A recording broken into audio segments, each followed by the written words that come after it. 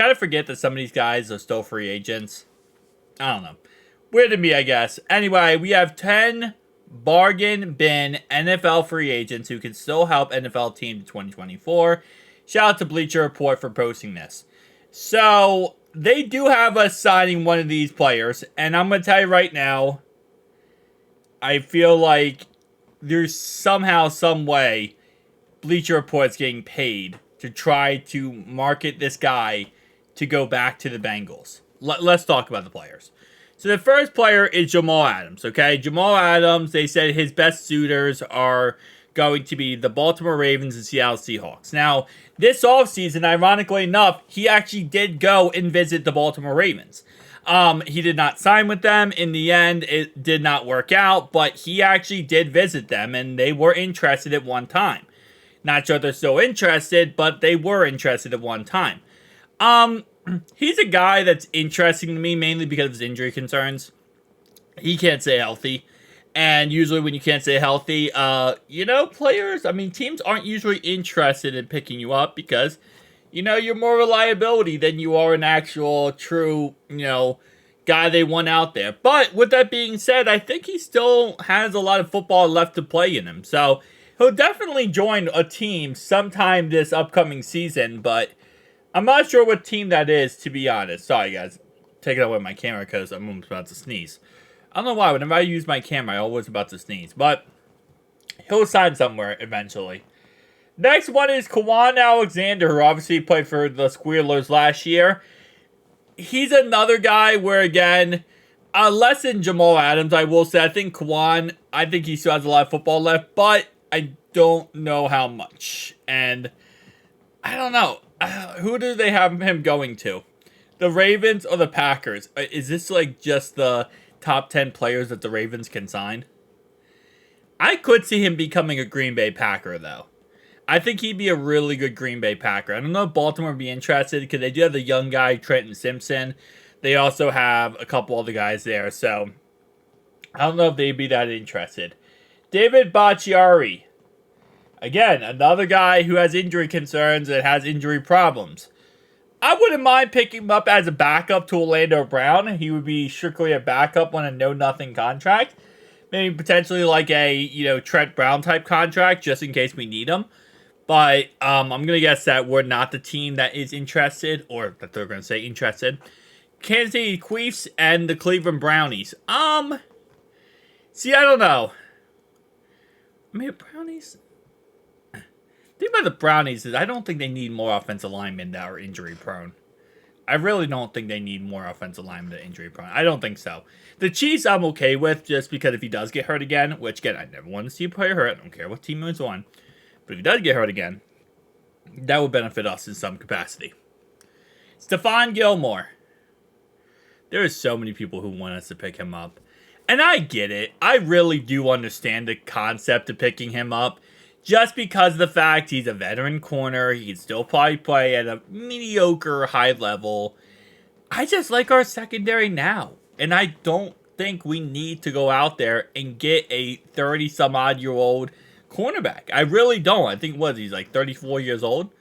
I don't think we need to. So, he's a guy where, again, like I said, I understand the perspective and the veteran leadership. But I think I like our secondary now. I think our secondary now is pretty dang good. Chiefs and 49ers. Yeah, I'm not about the Chiefs here, but I think he would be a solid 49ers guy. I wouldn't be surprised if he went to the 49ers. Carl Lawson. I'm telling you right now, they are trying so hard to get this guy to join the Bengals. Because every single time, every single year, he is always the guy the Bleacher Report says, "Oh, the Bengals should sign Carl Lawson. The Bengals should sign Carl Lawson. The Bengals should sign..." Bro, we don't want Carl Lawson back, okay? Ravens, Bengals. We're good. We don't need him. We don't need him back, okay? I get it. He played for us. That's awesome. But you don't have to keep trying to sell the pitch here that we need to sign Carl Lawson back. I'm good. Yannick Ngakoue. I would probably rather go with Yannick Ngakoue here rather than going with Carl Lawson. They think the Raiders should bring him back or the Falcons. he would be a good Falcon. I feel like he would be a good Falcon. But I wouldn't mind bringing him in as like a know-nothing contract. Again, I think he has a lot left to give. Emmanuel Agba. There was a certain period of time where I don't know if it's Bleacher Report, but there was a lot of different sources that thought or suggested that we sign Emmanuel Agba. I'm not against the idea of signing Emmanuel Agba. It's situational here, and they have Vikings and Eagles. There's situations where I think he could be very successful for us. Hunter Renfro. The fact he's not signed already makes me very concerned about him not getting signed this offseason. Saints or Broncos, he would be a perfect Bronco. Brandon Perna would love this guy in every circumstance possible. Donovan Smith, the old Kansas City Chiefs. Cleveland Brown or Patriots. Hold up. Are the Browns roster really that bad on the offensive line? Because they have some good guys. They just got injuries last year. Yeah, they got Willis. He's a pretty solid left tackle. They obviously got Hakeem, our old guy. They got Jack Conklin behind him, and DeJuan Jones they picked up last year in the 4th round. Wyatt Teller. Yeah, they have a really good offensive line. I don't know what's the perspective of Bleacher Report thinking that the Browns need offensive linemen. If anything, their problem with offensive linemen is injury concerns, and why would you bring in more guys who have injury concerns? Doesn't really make sense to me. Anyway, Michael Thomas. Man, he is a guy where it's like, if you're looking at just potential, not potential, but just like actually skill of a player and how good a player is, he's a top 5 free agent right now. But when you look at the fact that it's not going to happen and it's not going to work out and it's going to be a bust, and he'll probably get injured again, it sucks so bad to see. It's like, man, because like if there wasn't for injuries, okay, if injuries wasn't a thing, you see this name on free agency and you're like, give him $60 million, give him $80 million. But it's that injuries. Injuries are so bad for him. Who do they think should sign him?